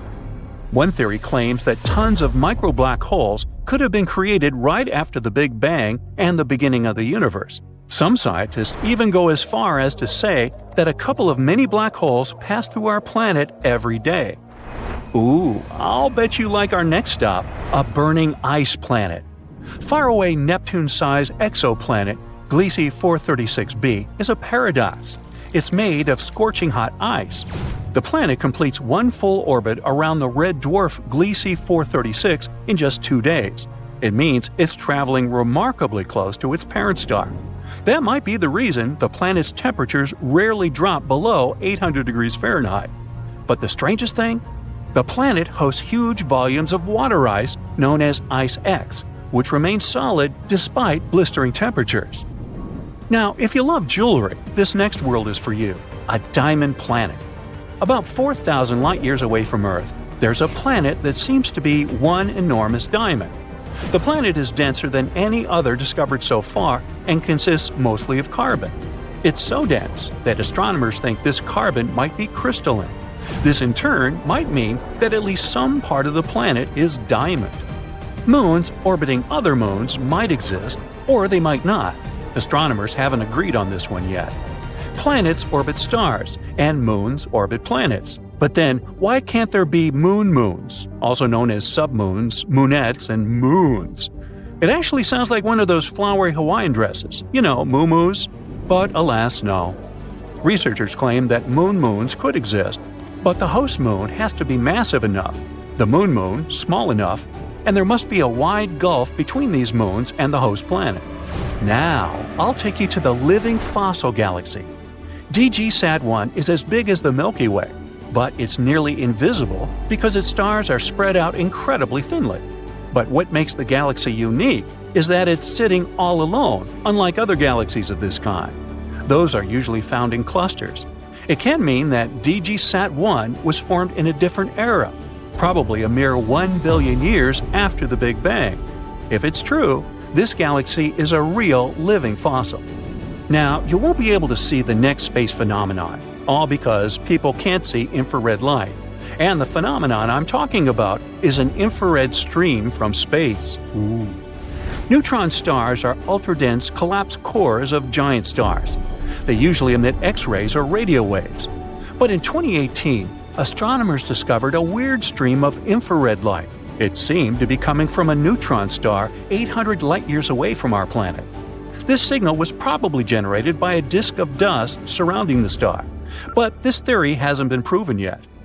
Behind the orbit of Neptune lies the mysterious Kuiper Belt, filled with massive icy objects. The most curious thing about this space formation, though, is that scientists fail to explain the pattern of its movement. The only explanation they have is that Neptune might be hiding from our sight a ginormous planet. This hypothetical planet has already got the name Planet 9, and all we have to do is wait until its existence is confirmed, or not. Let's visit our star, but we need to be careful not to come too close, because the Sun's atmosphere is hotter than the surface of the star. While on the surface, the temperature reaches 10,000 degrees Fahrenheit, the upper atmosphere heats up to millions of degrees. Scientists suspect that explosive bursts of heat from the Sun may have something to do with this unique phenomenon. Now, this space object is also worth visiting. Haumea, a dwarf planet orbiting in the Kuiper Belt, has a bizarre elongated shape and 2 moons. The day on this planet lasts 4 hours, making it the fastest spinning big object in our solar system. But the most mysterious thing about Haumea is that the planet has a thin 40-mile-wide ring circling it. Ring-a-ding-ding. Do me a favor, will ya? Try to imagine the first time you went camping. Maybe you went with your parents. Maybe it happened on a class field trip with your schoolmates. Regardless, try to picture, or remember, what it felt like as the day was coming to an end. The sun has set, but there's still some light outside. Let's say you were lying down, trying to rest for a bit. What's the first thing you remember seeing when looking up? If you're anything like me, it was probably the overwhelming number of stars twinkling right before you. These stars, most of which you can see without any fancy devices, are part of the Milky Way. Believe it or not, our amazing galaxy is almost as old as the universe itself. Age aside, it's also a pretty nice place to be. The Milky Way is like a cosmic nursery where new stars are born. And let me tell you, it's home to some of the most fascinating places, at least from what we can see in pictures. Take the Mystic Mountain, an area in the Carina Nebula. Here, things are always splashing and full of energy. That's because of gas columns collapsing and creating crazy opposing jets that are thrown around like acrobats in a circus. It's like a signature move for stars being born, you know? And if you take a look at this awesome picture, you'll see the elements putting on a colorful show. Blue represents oxygen, green is for hydrogen and nitrogen, and red is the sizzling sulfur. Ready for our next stop on our ride through the Milky Way? Check out these huge, twisted clouds of interstellar dust and gas hanging out in the center of M16, also known as the Eagle Nebula. We've got ourselves the super cool Pillars of Creation, which are like towering columns where brand new stars like to hide and chill. Now, I know this ain't the first time the Hubble telescopes captured this epic sight, but trust me, this is the most mind-blowingly detailed image yet. The pillars are getting showered with crazy hot ultraviolet light from a bunch of young stars hanging just outside the frame. These stellar superstars are actually causing the towers of dust and gas to gradually get worn away by their gusty winds. Brace yourself for the numbers, too. These pillars of creation stretch out for about 4 to 5 light years. Yeah, it sounds big, but in the grand scheme of things, they're kind of like the cute little siblings of the larger Eagle Nebula, which spans a whopping 70 by 55 light years. The nebula was first spotted back in 1745 by an awesome Swiss astronomer, and it's about 7,000 light years away from our humble abode, in the constellation Serpens. Here's the quirky part, though. As productive as it might sound, the Milky Way's star-forming activity is quite rare when compared to other galaxies. Astronomers have noticed that the pace at which stars are being born is actually dropping, and they're itching to figure out why. But before we can dive into this weird phenomenon, let's look at how stars come into existence in the first place. It's hard for us to know for sure from down here. What we can gather about a star's life cycle comes from looking at those within our local Milky Way. Stars are formed in colder clouds of gas and dust called nebulae. These areas are pretty common throughout most galaxies. These nebulae have low temperatures that are crucial for hydrogen gas to stick together. As the clump gathers more gas, it causes movement, which itself creates energy. When more gas collides with the already formed clump, all that energy transforms into heat. This keeps going until the temperature grows considerably, sparking the birth of a star. The most secure time of a star's life is also known as its main sequence. I'll spare you the chemistry lesson, but during this time, the star produces both heat and radiation. It's because of the radiation that there's pressure around a star, and it's also the reason for most of the light found in a certain galaxy. Now let's talk star sizes. The bigger the star, the faster it consumes its fuel. These massive stars shine the brightest, emitting high-energy UV light.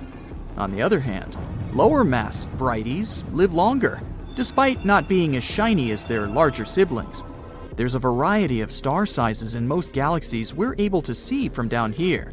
Some stars are 0.1% the size of the Sun, while others have 10 times its mass. Once a star finishes up its fuel, it welcomes its grand finale and transforms into a faded star. Stars about the same size as the Sun or smaller can no longer produce radiation at this stage. Gravity takes over, causing their matter to settle into a white dwarf. For bigger stars, the timeline changes a bit. They too collapse, but there's a lot more stuff burning, and it's also hotter in there. This collapse creates a stronger core. When all of the star's insides are done for, the outer layers collapse in a jiffy. It bounces off the core at nearly the speed of light. It's an impressive, explosive event called a supernova. The blown-out material becomes the basis for future stars. It also leaves behind a black hole. Now that we know a bit about a star's life, let's try to look at each generation, if you'd like. Stars don't just pop up constantly at the same rate. Currently, the universe is manufacturing only about 1/9 the number of stars compared to its star-forming glory days, which happened roughly 10 billion years ago. One study gave us a peek on the history of star forming. In writing it, 2 scientists teamed up to gather a ton of data about galaxies. They sorted these galaxies based on how far away they were. By doing this, they could track how the brightness of galaxies has changed over the universe's lifetime. Since stars give off most of a galaxy's light, they could use that brightness to figure out how many stars were forming, using some fancy math. Their findings confirmed that star formation was pretty wimpy when the universe was young. But as gas started to gather in galaxies, boom! Star formation skyrocketed until about 10 to 11 billion years ago, when it hit its peak. After that, star formation took a nosedive. In today's observable universe, it's dropped a lot.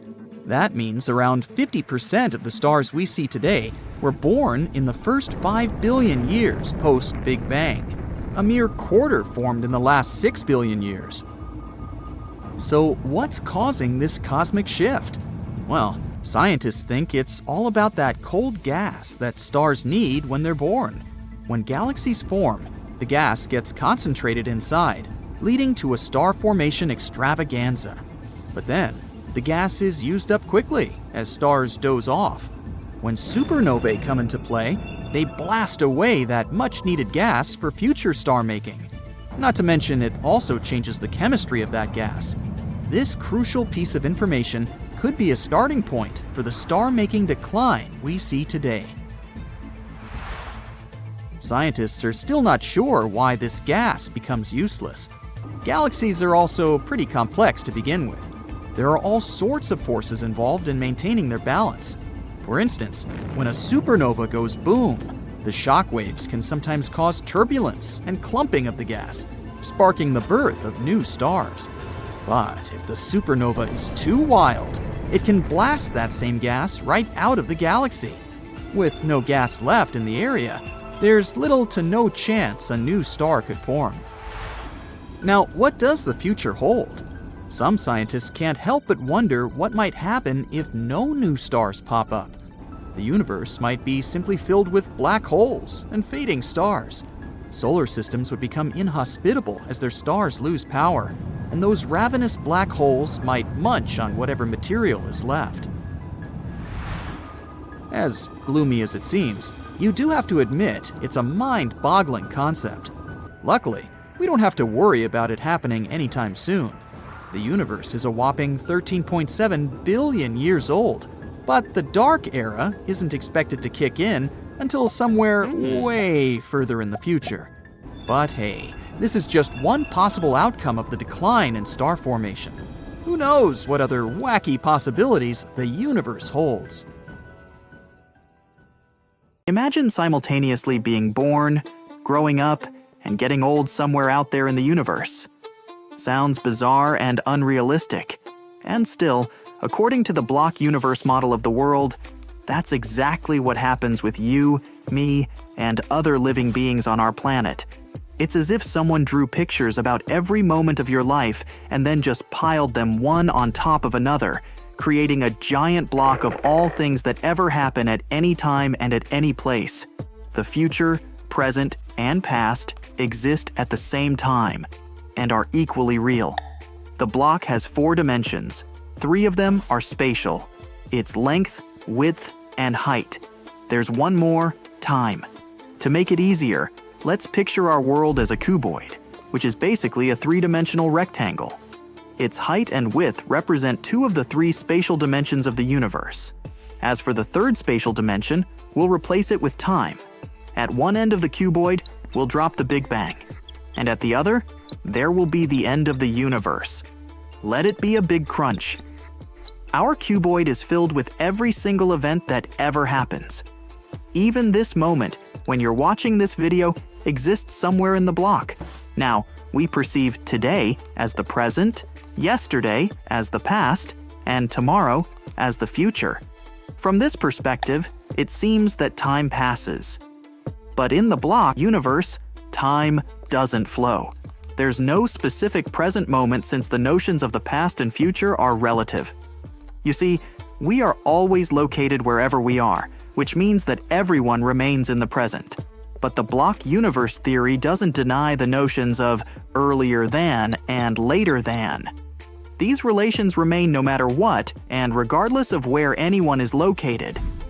For example, Molly the mammoth is located earlier than Marcus the tiger. This relation between Molly and Marcus will remain unchanged regardless of whether you're located later than Marcus or earlier than Molly. This way, in the block universe, now is any time you are located at. Past is any time or events that are earlier than your location, and future is any time or events that are later than your location. It sounds like in the block universe, we could travel in time since it's just another dimension. Well, it could be true, but of course, things just have to be more complicated than that. Traveling in time is way more difficult than traveling in space, but it's not impossible if you travel very, very fast. Traveling at extremely high speeds results in time dilation. We can travel into the future at a reasonable percentage of the speed of light, and to get to the past, we can use wormholes, shortcuts through space-time. But if we can travel in time in the block universe, can we change the past? Not really, because if you do, it'll create a contradiction.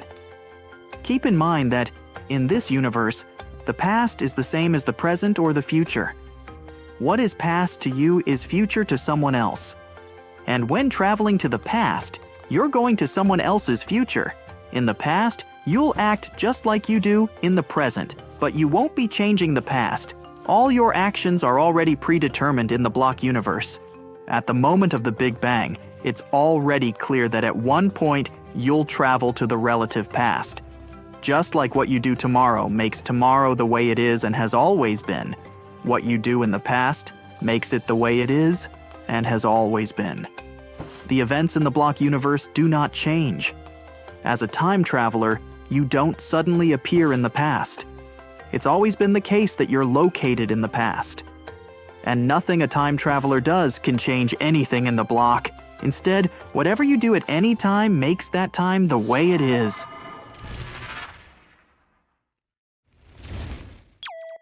Space is a dangerous place. It seems like wherever you go, something tries to get rid of you. So what if you wanted to go up there without a spacesuit? What's good is that your body probably wouldn't explode. Your skin is strong and stretchy enough to deal with all that pressure. You wouldn't freeze right away either. In space, the only way for your body to lose heat is through radiation, which happens very slowly for a relatively cool object like a human body. You would eventually get cold, but it would take a while, or your fluids would evaporate. Keep your eyes closed if possible. Okay, the air would be the first emergency problem here. Your brain wouldn't be able to get oxygen, so you'd pass out within 15 seconds, and within 3 minutes your brain would shut down forever. If someone rescued you within the first 30 seconds, you might only have some bruises on your skin from all the pressure changes.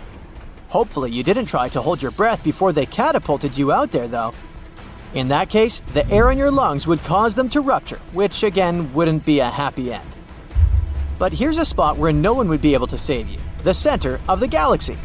Each galaxy has a supermassive black hole at its center, and these are even worse than you might expect. They eat up a bunch of matter and release an enormous amount of energy. The largest of these gobblers and the hungriest among them are something we call quasars. Well, to be precise with the relations here, quasars actually contain supermassive black holes that eat everything in their way. And these quasars are some of the most energetic space objects that we know about. When something falls into a quasar, it gets really hot and shoots outward at very high speeds because of the strong radiation force. Quasars can deceive you if you try to observe them through a telescope because you might think you're looking at stars. Astronomers also named them quasi-stellar radio sources because the signals were coming from one place, similar to how it goes with a star. But quasars, of course, have a stronger light. they can shine much brighter than a galaxy with billions of stars. But this same radiation that makes them so bright is not such good news for the galaxies where they're located, because these guests are not very polite and they're slowly ripping them apart. Okay, maybe not that slowly. As a black hole eats matter, hot gases circles around it and produces very intense radiation, which then creates a quasar. Scientists use the famous Hubble Space Telescope to study 13 insanely powerful quasar outflows of radiation.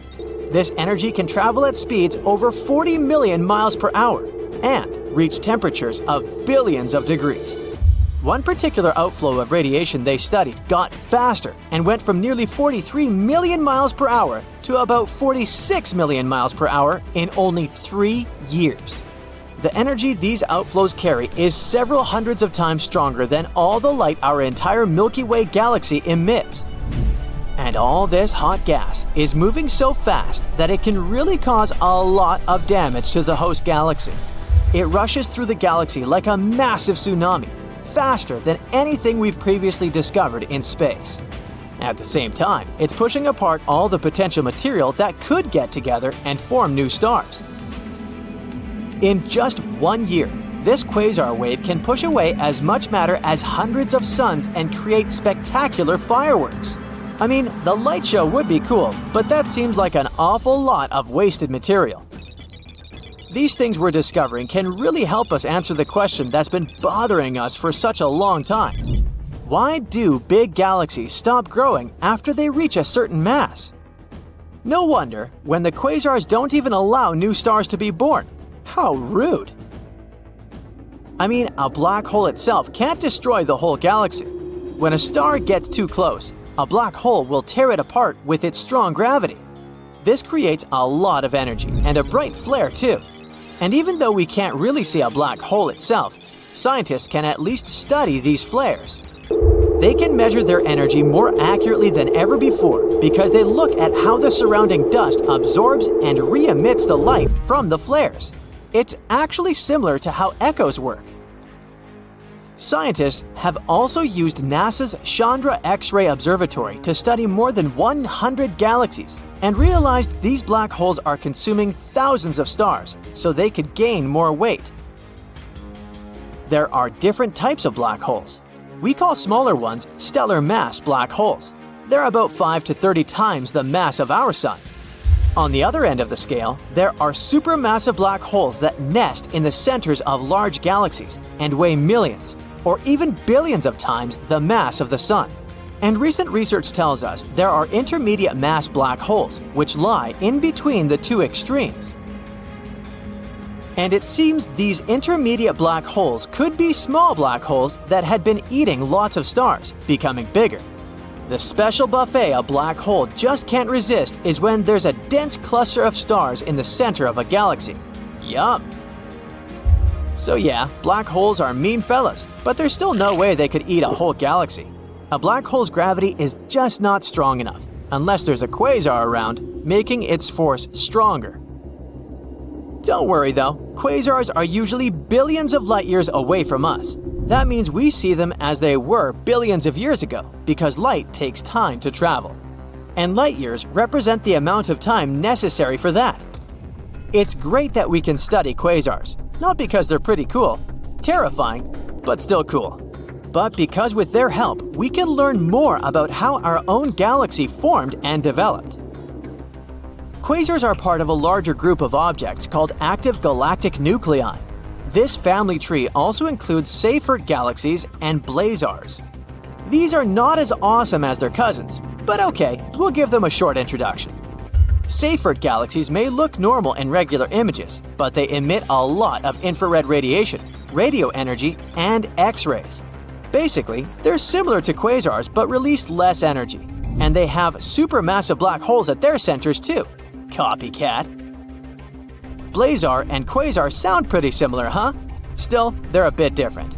The story of a blazar starts in a familiar way. At the center of a galaxy, there's a giant black hole surrounded by a disk of dust, gas, and debris that spins really fast. As the material in the disk falls towards the black hole, its gravitational energy can end up being converted to light. This makes the center of these galaxies very bright, and we call them active galactic nuclei. Some of these active galactic nuclei are not fine with just shining bright, so they shoot out jets of material that nearly reach the speed of light. This is a quasar.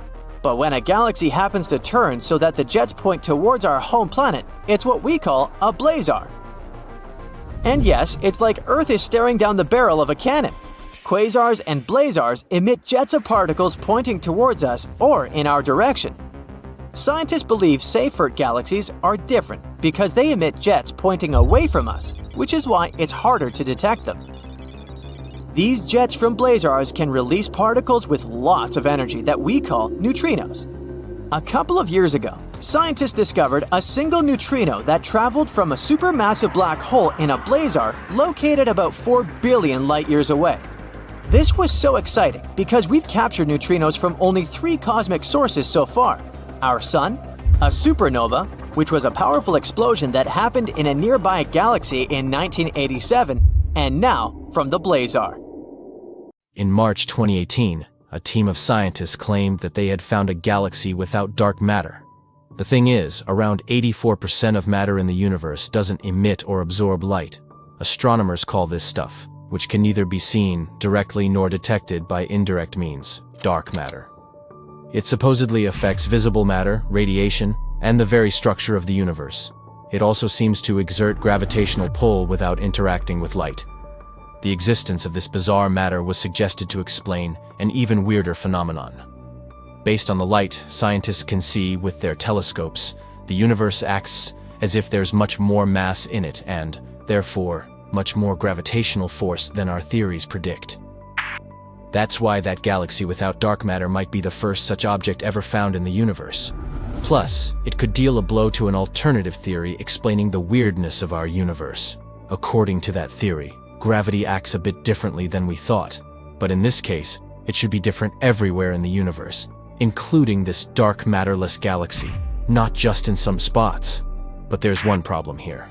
This galaxy that is supposedly devoid of any dark matter might actually be filled with it. Another team of physicists posted a study claiming that the galaxy in question was behaving as if it did have dark matter after all.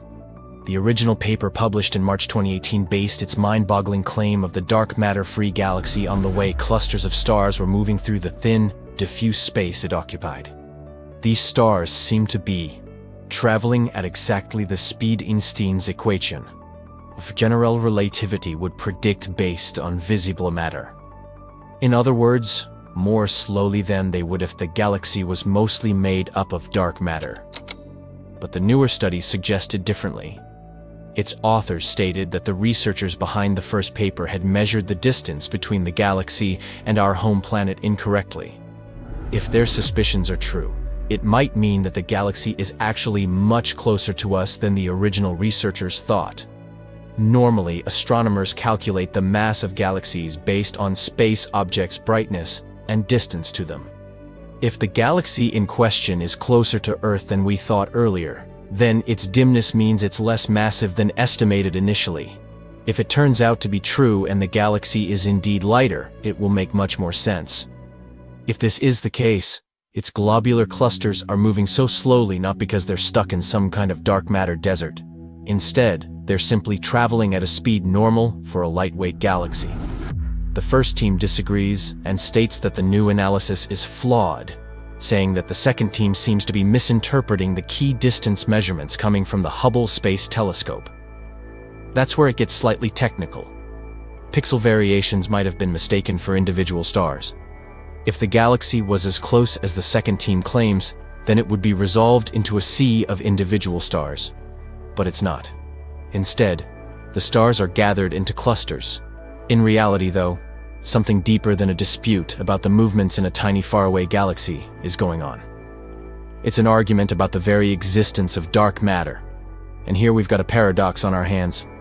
The researchers arguing that the bizarre galaxy doesn't contain dark matter are perceived as offering evidence that dark matter does exist in the universe. Because, do you remember? The alternative theory needs gravity to behave in a different way in all places. For a few decades, a group of scientists has been arguing that the entire idea of dark matter is false.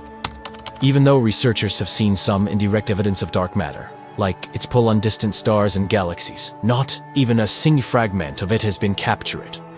No one has been able to demonstrate its existence.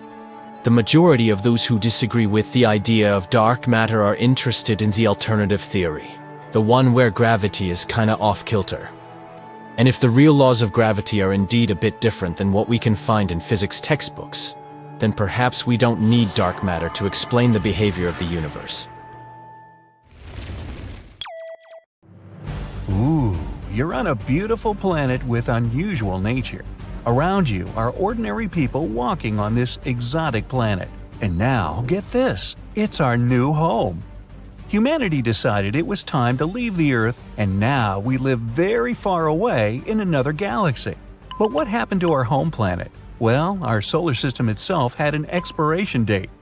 It's been 7.5 billion years since 2020, and the Sun began to expand, absorbing planet after planet – Mercury, Venus, Earth. But the living conditions on Earth were unsuitable for us long before that. Let's go back there. In 4.5 billion years, our entire Milky Way galaxy will experience an incredible incident. The Andromeda galaxy will hit us at great speed. As a result of the collision, some stars will be thrown into distant space, while others will form new solar systems. But most likely, all life in the new Milkomedia or Milkdromeda galaxy will cease to exist. That's why people decided to pack up their things, get into new generation spacecrafts, and go to distant space in search of a new home. There can be an infinite number of planets in the universe on which humans can theoretically live. One of the main ingredients, the planet must orbit the star in its habitable zone. This means the temperature must allow the water to be liquid. We find similar star systems almost every year and have recently found the nearest one. It's Proxima Centauri. There are at least 2 planets around this red dwarf on which we can build our new home. But the problem is that this system is as far as 4.2 light-years away. So we had to open our garage and choose a vehicle that could take us so far. Saturn V is a rocket that used to take humans to the moon. It could reach the speed 30 times faster than the speed of sound. Today, we have more advanced technologies, like the SpaceX Falcon Heavy rocket. However, its speed is still about the same. It would take such a rocket about 113,000 years to overcome the distance to the closest star. So, you walk through the garage further and see the fastest human-made space object ever, the Parker Solar Probe. Its speed is a little less than 500,000 miles per hour, but it uses the gravity of the Sun to accelerate. Let's assume we can build a rocket that can reach this speed. Now, we sit behind a star map, do calculations, draw diagrams, and 6,600 years. And now, let's look at the photon. These are the tiniest particles that travel at the speed of light. And an obvious thought comes to your mind. How do you build a ship that can travel as fast as a photon? Well, until recently, travel at this speed was considered impossible. Fundamental laws of physics say that no object that has a mass can accelerate this much. Energy is required to accelerate mass. And to reach the speed of light, which is about 186,000 miles per second, we need an infinite amount of energy. But it's still too slow. Raise your eyes and look at the Sun. It's so close to us, but the light from it reaches our planet in 8 minutes, about the time it takes to go through the drive-thru and get your burger. And the journey to the nearest star will take 4.2 years. You can graduate from college during such a period. But we may have found a way to cheat the laws of physics and travel faster than light. Warp drive. It's a technology that manipulates space and time to break the laws of motion. In science fiction, it's a kind of field that envelops a spacecraft like a bubble or a shell and allows it to significantly exceed the speed of light. And we already have a similar technology, sort of. It's the Alcubierre warp drive. Since it's impossible to move at the speed of light in normal space-time, the ship must move by compressing the space in front of it and expanding it behind it. So not only the ship itself moves, but so does the space-time inside this bubble. In fact, this will allow the spacecraft to move at any speed, even 10 times faster than the speed of light. But to warp space-time, the ship must be simply humongous in size. It will need the quantity of energy comparable to the amount of mass energy of the whole planet of Jupiter. But at recent symposiums, scientists began to say that there is hope. In 2069, NASA plans to launch an interstellar mission to explore inhabitable planets outside our solar system. We do not yet know the details of this mission. It doesn't even have a name yet, but it will be dedicated to the 100th anniversary of the Apollo mission, the first man landing on the moon's surface. Here, near Pasadena, California, a small group of scientists from NASA's Jet Propulsion Lab are trying their best to make it happen, and their latest calculations have made everyone shout Eureka! It turns out the ring around the ship, which should create the so-called warp field, shouldn't be perfectly round as it was thought before. It's more like donut-shaped. This will greatly simplify the design and construction. And the best part, to test this technology, a spacecraft the size of Voyager 1 probe will suffice. Researchers are now aiming to reach at least 10% of the speed of light and launch the probe to Alpha Centauri. In this case, to overcome the distance of 4.4 light-years, the probe will need about 44 years. For comparison, the Voyager 1 mission was launched on September 5, 1977. In 43 years, it's traveled about 14 billion miles and is the most remote human-made object. It's also the loneliest one in the universe. It has long since left the boundaries of our solar system and is moving further into outer space. But rest assured, scientists have a couple more ideas in their secret laboratories. There are rumors now that they know how to reach the speed of light. The Space Association is considering launching small drones powered by lasers. Nuclear force, as well as collisions of matter and antimatter, can give enough energy to accelerate an object to the speed of light too. But their colleagues in a nearby laboratory are working hard to implement another technology, ion propulsion. It uses gas particles accelerated by the electric field. Simply put, your regular rocket is a daredevil on the road. He pulls the throttle to the max and burns an incredible amount of fuel to accelerate to the speed he needs. But ion propulsion is a careful old lady driving. She slowly presses the gas pedal and accelerates. On the scale of space, the old lady will have more efficiency and will be able to drive much further than the daring young man. Something we'll keep an eye on. Still, an unknown number of years will pass until there's a way to implement warp drive or ion propulsion. We want to make humankind interstellar, but first, we need to keep it alive at least. Now we're actively developing technologies to send the first manned mission to Mars. Colonization of Mars will be the first stage to make our species interstellar. It'll be a kind of rehearsal before colonizing distant planets. We must understand that although the conditions on the exoplanets may be close to earthly ones, we will still have to terraform them. We must test our technology on Mars to warm it up to the normal Earth temperature. We also need to increase atmospheric pressure so that water could exist in a liquid state, and create an ozone layer that will protect us from solar radiation. After that, we'll be able to breathe freely on the surface of Mars without spacesuits. We need to master all these technologies before we can create a real warp drive.